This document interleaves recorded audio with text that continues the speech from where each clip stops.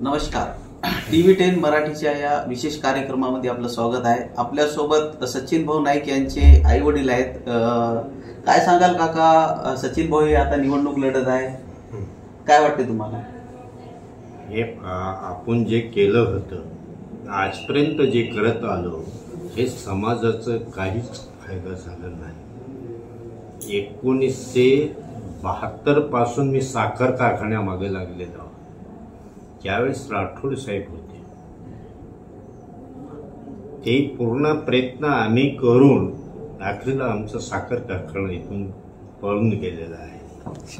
माझी इच्छा आहे की माझं आयुष्य 1980 चालू आहे. मला 80 मध्ये समाजाकरता या एरियात काहीच घडलेलं नाही,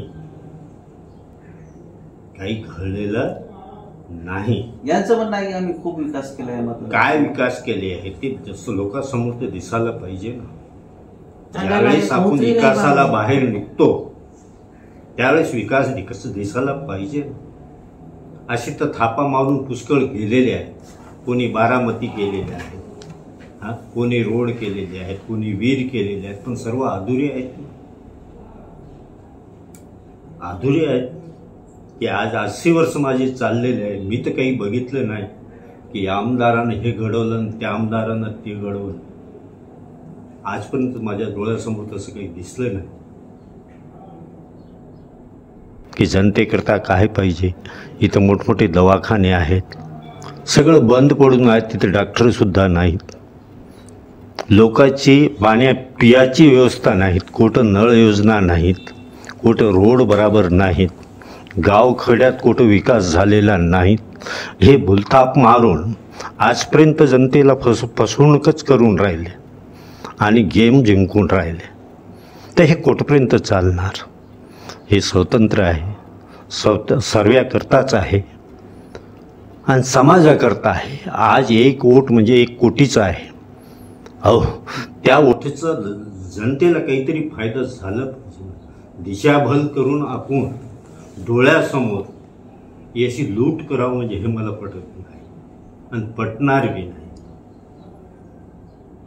यांचं म्हणणं असं आहे की आम्ही या मतदारसंघामध्ये आम्ही जेवढं होतं त्याच्यापेक्षा आम्ही जे माजी आमदार प्रदीप नाईक होते यांच्या विकासापेक्षा आम्ही जास्त विकास केला, असं भीमराव केराम यांचं म्हणणं करते.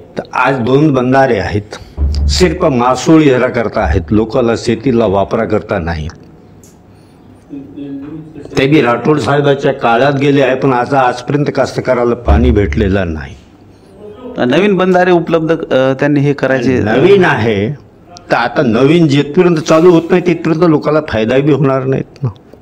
अच्छा, चिमटा धरण बद्दल आपलं काय म्हणणं? चिमटा धरण बद्दल जर आज आपण चिमटा धरण जर केलं नाही, यांचं म्हणणं असं आहे की फडणवीस साहेब म्हणाले की आम्ही चिमटा धरण हे रद्द करून टाकलं, चिमटा धरण आता इथं होणार नाही. हां, त्याच्याबद्दल तर आम्हाला खुशी आहे की आमच्या एरियात आम्हाला पाणी न भेटता जर आंध्र्याला भेटत असेल आणि आम्ही जर बिनघर होत असेल तर त्याला उपयोग नाही.